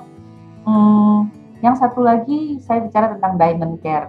Nah tadi Pak Tio menyinggung kan, kita bicara ada yang antibakteri ya, mudah dibersihkan. Satu lagi menyentuh health and well-being ya. Kita sebetulnya banyak sih inovasi-inovasi yang akan diluncurkan yang mungkin saya nggak bisa bicarakan secara detail, tapi orang mulai bicara tentang udara. Kalau kita bicara interior itu kan there's a lot of things we talk to, kayak Pak Tio tadi bicara tentang VOC gitu kan, volatile organic compound, bagaimana itu mempengaruhi kesehatan kita gitu. Dan itu bukan hanya cat. Kalau kita masuk rumah baru ya Pak Tio ya, ada adhesif, ada karpet, ada kayu, ada anything yang sebetulnya mempengaruhi apapun yang kita hirup ya, yang dan berbau hazardous ya, itu mempengaruhi kesehatan kita maupun lingkungan. Nah, kami punya 2 range of product, yang satu Diamond Care, yang satunya lagi Diamond Antibakteria. Mungkin teman-teman bisa baca, tapi kalau yang saya mau sentuh sedikit ya, kalau saya menerima beberapa pertanyaan sih ya, waktu itu pernah saya membawakan ini, kalau bicara tentang antibakteri gitu kan, Pak Tio, ada yang tanya, Bu, berapa lama sih gitu kan antibakteri itu emang bisa gimana gitu kan cara kerjanya gitu. Ya, jadi again di dalam raw material, kombinasi raw material itu memang dimasukkanlah unsur tertentu ya, namanya ada reaksi kimia dan sebagainya ya. Saya bukan orang teknis, jadi kalau perlu detail again, please you are welcome to contact me, kita bisa bicara. Tapi yang mungkin bisa saya jelaskan, selama catnya properly di-apply dan tidak rusak tuh nggak kegores, nggak luka. Kan saya bilang kalau surface itu kan permukaan, kalau dia ke gores atau apa ya saya bilangnya luka gitu ya Mas Bayu ya, mungkin bahasanya agak salah, tapi kalau bilang surface permukaan ya saya bilangnya luka. Cat itu berarti sudah terkelupas atau gelembung atau apapun, di situ dia tidak akan efektif bekerja. Jadi tentunya aplikasi akan sangat penting. Nah, teman-teman bisa baca di sini ada 6 tipe bakteri, dan ini cukup banyak ya dipakai kalau proyek-proyek kami. Mungkin saat ini rumah sakit ya, rumah juga banyak ya, khususnya di saat pandemi ini semua orang mulai berpikir untuk terhadap kesehatannya. Dan mungkin saya sentuh sedikit ya, tidak ada di presentasi ini, kami juga akan launch yang namanya Easy Clean Antiviral. Jadi Easy Clean itu kurang lebih sama produknya, sama dengan Diamond Care ini, tapi ditambahkan lagi fitur antivirus. Ya, antivirus ini bukan COVID, tapi dia coronavirus juga ya. Coronavirus kalau saya tidak salah NL berapa ya? 3 ya kalau saya tidak salah. Yaitu coronavirus. Jadi coronavirus itu kadang kita dengar corona kayak itu COVID, bukan COVID-19 lain lagi, tapi salah satu saudaranya COVID lah. Salah satu saudara atau sepupu jauh mungkin ya. Tapi antiviral ini ya, tadi mungkin teman-teman yang ngelihat di video depan sudah mulai melihat iklan-iklan kami di Instagram sudah banyak. Jadi kalau sudah ada yang tertarik untuk mencoba, sudah ada di toko. Untuk blog profesional tidak ada, tapi untuk proyek kami sudah bisa melayani. Kurang lebih itu dari saya. Ya. Oke, terima kasih Bu Ria pemaparannya. Mungkin cukup singkat tapi banyak banyak informasi yang menarik nih dari Dulux, Bu. Jadi saya akan mulai membacakan pertanyaan di kolom chat, Bu Ria. Sudah banyak juga nih teman-teman di sini. Yang pertanyaan pertama dari Pak Bintang. Dia ingin bertanya, Bu, mengenai masalah sustain zero waste pada produk Dulux, apakah juga dapat dilakukan dengan mudah pada kaleng cat Dulux bekas? Selama ini kan sekedar dijadikan pot bunga saja. Apakah ada fasilitas dari Dulux untuk recycle kaleng plastik tersebut, Bu? Karena kalau tidak salah, plastik berjenis PI yang sebenarnya mudah untuk diolah. Silakan, Bu Ria. Iya, Pak siapa? Pak Bintang. Pak Bintang. Oke, terima kasih banyak Pak Bintang. Ya, menarik Pak, menarik sekali pertanyaannya. Bahkan saya pun pernah bertanya hal yang sama nih dengan Pak Bintang, dan saya pernah terlibat di salah satu proyek. Kalau Bapak ingat zaman dulu ya, cat itu memakai tin plate Pak, bukan plastik ya. Sampai di satu titik tin plate shortage di dunia ya, karena banyak gempa dan segala macam. Itu ternyata ada satu negara, misalnya pada saat gempa itu tin plate banyak diabsorb di satu negara untuk bikin jembatan dan sebagainya ya. Tin plate itu udah turunan yang kesekian gitu ya, dari roll coil gitu ya, dari coil turun dia, dari baja terus gitu. Jadi tin plate itu udah ujung banget. Jadi kalau kita shortage itu juga agak membingungkan dulu saya. Kenapa bisa shortage? Misalnya tiba-tiba, karena gempa di belahan dunia sebelah mana. Kenapa shortage? Masihnya nanya. Nah, jadi betul sekali Pak. Kita pindah saya ceritanya agak mundur, maaf ya, tidak langsung menjawab. Dari tin plate kita pindah ke plastik, itu kita hitung dulu. Secara carbon footprint bagaimana? Apakah ini lebih sustain atau tidak, gitu kan, baik supply maupun kita bilangnya cradle to grave, sejak awal dia dibuat sampai di akhir cycle-nya, gitu kan. Ternyata sama, gitu ya. Jadi pindahlah, berboyong-boyong tuh hampir semua produsen saya pindah dari paper ke plastik. Nah, pada saat di plastik ada fenomena baru lagi waktu itu. Sempat dari UK kalau saya nggak salah, orang UK itu datang pengen bikin penelitian, ada nggak sampah kaleng plastik yang end up-nya di sungai di Indonesia. Muter ke beberapa kota, tidak ada satupun kaleng plastik yang ujungnya di sungai. Kita juga bingung, kenapa bisa nggak ada? Karena semuanya dipakai. Ada yang jadi pot, ada yang jadi ember abang bakso, ada yang jadi segala macam. Terus orang bulenya bingung, kenapa di Indonesia? Ya saya bilang culture. Tapi dia bilang, tapi itu bahaya. Saya bilang, oke ya, kita coba jawab ya. Tapi kami pernah melakukan satu, saya mungkin straightforward menjawab sekarang ke Pak Bintang bahwa kami sudah melakukan itu Pak. Di Indonesia belum ada khusus satu manufacturer yang memang merecycle plastik. Tapi kami sudah melakukan itu, jadi kami pernah ada satu proyek, kebetulan saya terlibat, mengumpulkanlah, jadi misalnya kami punya barang return gitu Pak ya, ada yang bermasalah return, nah itu kan kalengnya mau diapain, karena kami mesti pindahkan kan, kita pindahkan, ada yang diolah, jadi apa, kalengnya tuh kami kumpulkan dan kami mencoba kerjasama, kami cari siapa pihak yang bisa melakukan recycle paint. By the way, materialnya bukan PE Pak, bukan polyethylene, tapi polypropylen, jadi PP, dia lebih tinggi dari itu. Nah, PP ini akhirnya kita bekerja sama dengan vendor kami Pak. Kami tanya, gimana caranya kami nggak mau ada waste. Kaleng ini ada di pabrik kami dan kami tidak mau membuangnya. Kami pengen ini di recycle. Terserah, mau dijadiin kaleng second grade, mau dijadiin ember, jadiin apa, let's do something. Terus kami bikin pihak suppliernya mengadakan sesuatu ya, ada mesin khusus untuk mencacah menjadi biji plastik ya, kayak mereka bilangnya pellet gitu ya, kayak kecil-kecil gitu. Oh iya. Ya kayak. Nah terus kita coba campur. Waktu itu kita bikin recycle pen juga proyeknya saat itu Pak. Kita cobalah. Oke, kita bikin recycle kaleng dan recycle pen, kita sumbangkan kemana? Dan itu berhasil proyeknya. Jadi kita buatlah recycle pen. Kita coba masukkan 10%. Berhasil nggak ya? Kalengnya masih kuat nggak? Lakukan tes, drop test, vertical, segala macam ya, tesnya banyak sekali. Ya, tapi tidak sustain. Sayangnya tidak sustain karena di Indonesia memang belum ada Pak. Di Indonesia maksudnya khusus untuk PP atau apa tuh belum. Jadi kalau kita pernah mencoba gitu, ada proyek-proyek dari global, kami mencoba kayak coba dan cari seperti di Amerika atau di Inggris gitu ya, yang ada second grade plastik yang bisa jadi kita bisa menyuplai misalnya. Kita belum bisa menemukan. Mungkin sampah terbesar plastik itu botol kemasan air minum, ya itu dari consumer goods ya. Saya nggak sebut brand.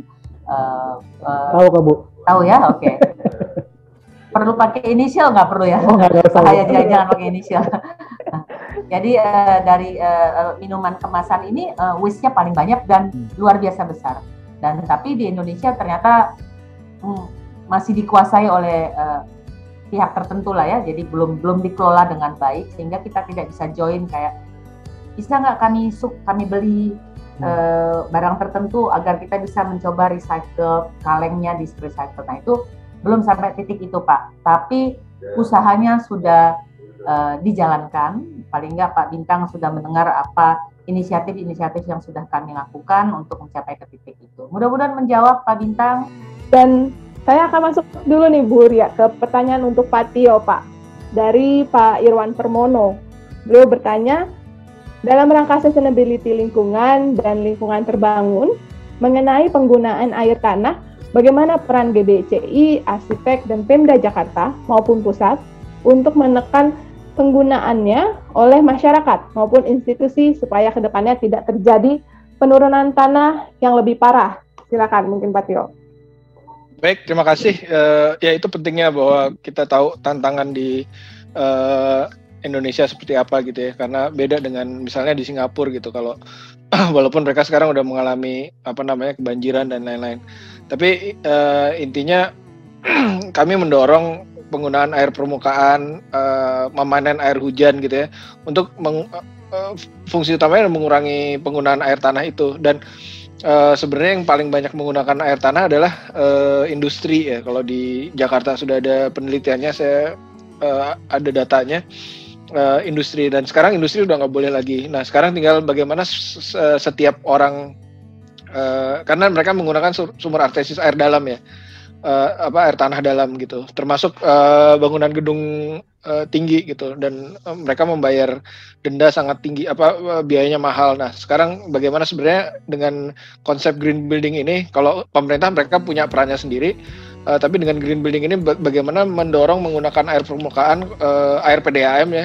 Kalau pemerintah perannya meningkatkan supply gitu ya, jaringan PDAM. Jadi selain itu juga bagaimana mengembalikan air ke dalam tanah, terutama di daerah yang tanahnya tidak jenuh di selatan gitu ya. Dibuat semakin banyak ada aturan Pemprov juga, ada juga rating di green building untuk membuat retaining pond, artinya airnya bisa ditahan sampai hujannya berhenti, dan di tanah yang porus dia bisa masuk lagi ke dalam tanah untuk menyimpan air tanah. Jadi itu jadi satu perhatian yang sangat penting sebenarnya di dalam green building. Dan ini pertanyaan berikutnya dari Pak Wilfried. Selamat sore Bu Ria. Dulux dengan 3 approach yang dimiliki jauh ini dalam mewujudkan, apakah juga memiliki komitmen mewujudkan kampung hijau atau green village dengan produk catnya, seperti di beberapa kota di Indonesia yang dikenal dengan kampung warna-warni? Silakan Bu Ria. Ya, saya nggak mute, oke enggak. Terima kasih Pak siapa? Wilfried. Oke, terima kasih Pak Wilfried ya. Ini salah satu kegiatan yang kami lakukan. Mungkin namanya bukan kampung warna-warni, mungkin beda nama aja ya Pak ya. Tapi sejak tahun 2016 itu sudah kita lakukan. Kami kalau Bapak beli kaleng cat kami itu ada tulisan Let's Color gitu ya. Kalau coba Bapak browse sekali-kali cari Let's Color Indonesia misalnya, atau Let's Color aja cari. Bapak akan lihat banyak sekali inisiatif-inisiatif yang sudah dilakukan oleh AkzoNobel. Tapi biasanya yang kami lakukan adalah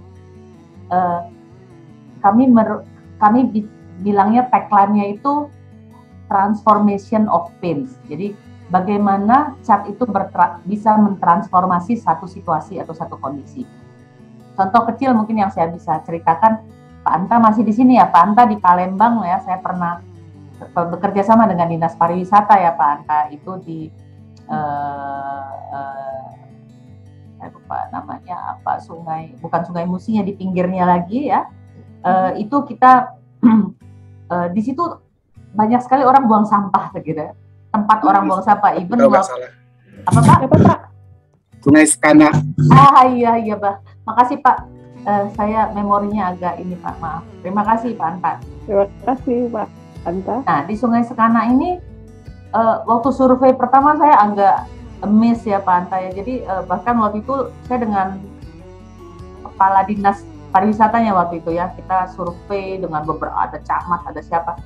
Dengan tenangnya tuh orang buang sampah, bawa plastik, dan sampai ditegur gitu kan, Bu, kenapa buang di sini? Dia bilang ya di mana lagi, saya tahunan buangnya di sini. Dan itu tuh cukup mengenaskan gitu ya, cukup mengenaskan. Dan kita punya gebrakan ini waktu dengan dinas pariwisata, kita berpikir oke, apa sih yang bisa kita lakukan? Padahal kan cat itu kalau kita pikir ya cat adalah cat lah, cuma mewarnain doang. Masa ya sih kita bisa mengubah perilaku? Ternyata dinas pariwisata bekerja samalah dengan PU dan sebagainya, itu dikeruk, sungainya dikeruk karena mereka cita-cita akhirnya itu atau visi besarnya adalah membuat Little Venice katanya. Kita mau pengen kayak di Venice Bu, perahunya bisa masuk-masuk sampai ke depan rumah, wah keren. Jadi setelah dikeruk, yang dilakukan oleh Akso adalah kami membuka kayak volunteer, sukarelawan buat para mahasiswa atau siapapun yang bisa mural. Mereka bisa berekspresi di sepanjang Sungai Sekana itu, dibuatlah mural, dan ternyata saya juga nggak menyangka hasilnya luar biasa ya. Saya punya beberapa foto, bahkan foto itu dipakai oleh Belanda gitu ya, di post gitu ya di beberapa negara sebagai contoh, karena bagaimana sungai yang penuh dengan sampah itu bisa turn into something yang sangat indah dan masyarakatnya tidak ada yang mau buang sampah lagi karena mereka bangga dengan tempat itu gitu. Bahkan bermunculan lah mulai ada warung kecil jual makanan, minuman, setiap sore di situ banyak kegiatan-kegiatan anak muda ya. Jadi itu yang dilakukan. Jadi we are transforming. Cat itu bukan hanya ya mewarnai, tapi dia memberikan satu transformasi. Dan kalau transformasi itu hanya mengubah satu kondisi dari kumal dal kumuh menjadi berwarna, mungkin oke, nice to have, tapi perilaku orang menjaga karena dia terlibat di dalamnya. Itu dia ikut ngecat gitu, dia ikut ngecat rumahnya karena kami sumbangkan catnya, dia ikut ngecat lantainya, dia ikut. Jadi saya merasa kayak wow, luar biasa gitu loh. Pemerintah di Kota Palembang pun tidak menyangka ya, bahkan mengucurkan sebagian APBD-nya untuk belajar dari Korea waktu itu. Mereka studi ke Korea melihat bagaimana Korea memanage sungai gitu. Itu satu kota Pak. Kami melakukannya di beberapa kota. Kalau di Surabaya itu dengan waktu itu masih Bu Risma, kami bekerja sama ada di salah satu kampung di dekat laut. Kemudian di Malang, Salatiga, Yogyakarta. Jadi masih Bandung, di Bandung itu juga luar biasa, ada satu kampung yang zero waste gitu ya, namanya Kampung Cibunut. Kalau ada yang dari Bandung bisa mampir ke situ, itu adalah salah satu proyek kami. Jadi namanya mungkin bukan kampung warna-warni, tapi bentuknya kurang lebih sama, dan kami pengen beyond that warna-warni, tapi kami pengen mengubah satu kondisi, mentransformasi satu kondisi dan juga perilaku jadi lebih positif, mungkin itu. Berikutnya pertanyaan untuk Pak Tio kembali, Pak. Di sini pertanyaan dari Pak Abdul Hakim. Beliau bertanya, apakah ada solusi lain, Pak, untuk bangunan berlantai selain banyak penggunaan double wall dengan cost yang lebih rendah? Silakan. Maksudnya bangunan berlantai banyak mungkin banyak, ya benar, berlantai banyak.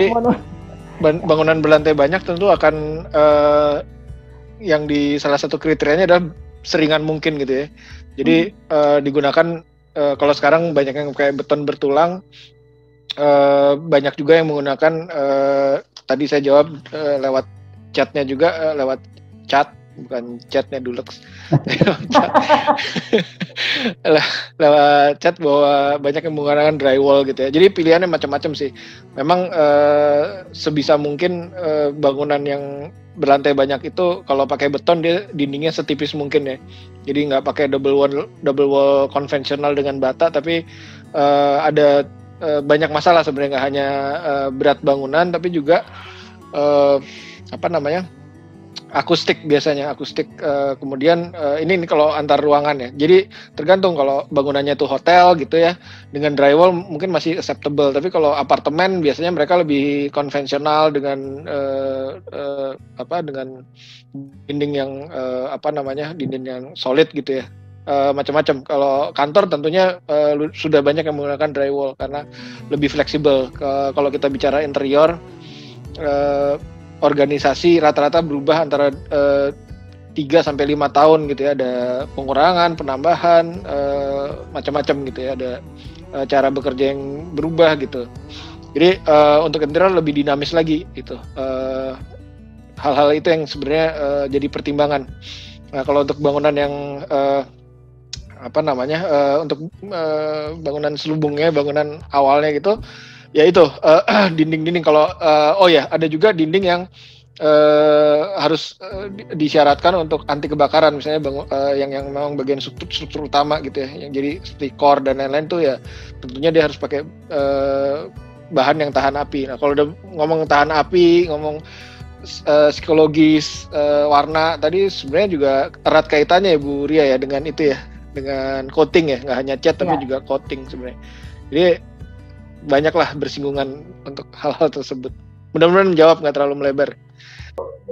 Katalog Pro adalah platform digital katalog yang bisa membantu Bapak Ibu atau teman-teman sekalian membuat sebuah dokumen outline spesifikasi atau ingin mengetahui spek tentang produk material yang akan diaplikasikan di proyek Bapak Ibu dan teman-teman sekalian. Contoh misalnya kita ingin membutuhkan kategori produk cat gitu ya. Kita tinggal masuk ke paint di kategori arsitek interior. Di sini sudah ada berbagai macam brand-brand paint dan kita bisa masuk ke kategori ke brand yang kita butuhkan. Contoh misalnya kita masuk ke halaman Dulux. Nah, kita tinggal klik di sini dan di halaman brand seperti Dulux ini kita akan bisa mengetahui Dulux itu dari mana sih, kantornya di mana, dan yang terpenting adalah PIC-nya. Jadi kita bisa tahu PIC dari kontak langsung dari PIC brand tersebut, seperti mungkin contohnya Bu Merita di sini. Jadi di sini sudah tertera nomor telepon handphone langsung direct ke Bu Merita. Jadi Bapak Ibu atau teman-teman sekalian nggak perlu lagi harus repot, mungkin hanya mendapatkan informasi data, informasi nomor telepon. Dan yang terpenting di setiap halaman brand pasti ada halaman produk. Nah ini seperti yang tadi saya sampaikan, kita bisa memanfaatkan informasi data produk ini dengan cara kita klik salah satu produknya seperti ini, dan ini akan langsung kita bisa melihat deskripsi, spesifikasi, dan aplikasi. Pak Tio, nah ini dari sisi arsitektur dan konsep arsitektur hijau, sebetulnya harapan Pak Tio ke depan nih seperti apa sih Pak? Harapan saya akan lebih banyak lagi yang berpraktek kalau dari sisi arsitek ya, paling nggak sadar ya, nggak hanya rating, bukan hanya checklist, tapi bagaimana melakukannya gitu dalam desain, terutama yang sisi pasif desain. Kalau dari produsen seperti Dulux dalam hal ini, ya kami mengharapkan banyak juga material-material yang dan pengetahuan seperti ini gitu loh, bahwa teknologi sudah segitu mudah dan segitu bisa tercapai. Tentunya tanggung jawab kita juga untuk bisa memakainya secara bertanggung jawab. Terima kasih. Dan selanjutnya mungkin sebagai penutup, Bu Ria, mungkin ada yang bisa disampaikan ke kami dan juga Bapak Ibu dan teman-teman sekalian yang hadir saat ini. Silakan Bu Ria. Ya, kurang lebih sama message saya sama Pak Tio. Yang pasti terima kasih sekali atas kehadirannya teman-teman sekalian. Kita bisa berbagi, bisa sharing dengan banyak networking yang seperti ini ya. Disinilah kita saling menambah pengetahuan gitu ya, berbagi, dan tentunya harapan saya seperti Pak Tio bilang, it's not about ticking the list gitu ya. List itu ya satu hal, tapi menumbuhkan kesadaran itu gitu loh, bahwa apa yang kita lakukan ini adalah sesuatu yang benar. Sesuatu yang benar itu ya bermanfaat buat diri kita sendiri, buat keluarga dalam lingkungan kecil, kemudian untuk lingkungan yang lebih besar lagi, dan tentunya untuk bumi di mana kita hidup. Karena saya selalu bolak-balik bicara, mungkin kecil rasanya tindakan kita kecil gitu, atau seperti tidak membuang sampah sembarangan, itu kayak nggak ada artinya gitu ya. Tapi bayangkan kalau itu dilakukan oleh berjuta-juta manusia gitu ya, atau ada air keran kita yang bocor di rumah, kita netes doang kecil, tapi kita merasa kayak biasa aja gitu. Ya hitung aja gitu, hitung dalam sejam dia berapa, kemudian dalam 24 jam, dalam 1 bulan, 1 tahun, dan seterusnya. Bayangkan ada 1 juta rumah yang begitu, atau 2 juta, atau 3 juta. Manusia di bumi ini bisa miliaran. Nah, apapun tindakan yang kita lakukan, apa yang kita tanam ya itulah yang kita petik nantinya gitu. Nah, masalahnya umur manusia ya terbatas mungkin, dan yang akan memetik itu anak cucu kita. Jadi apapun yang kita lakukan tentunya kita terus memikirkan apakah generasi berikutnya akan masih mempunyai privilege seperti yang kita punya ini. Kalau kita tidak menjaganya dan menerapkan disiplin, konsistensi, the whole proses itu yang kita lakukan. Jadi semoga kita menjadi orang yang lebih baik secara perusahaan, tentunya perusahaan yang lebih baik, bertanggung jawab, melakukan tanggung jawabnya sebagai satu korporasi ya, baik terhadap semua stakeholder maupun terhadap bumi di mana kami beroperasi. Terima kasih untuk para partisipan dan rekan-rekan. Jangan lupa untuk saksikan terus program dari Katalog Pro. Setiap hari Rabu kita ada Product of the Week jam 2 siang, dan lalu setiap hari Jumat kita ada Pro Talks jam 2 siang. Sampai bertemu, salam sehat selalu. Assalamualaikum warahmatullahi wabarakatuh.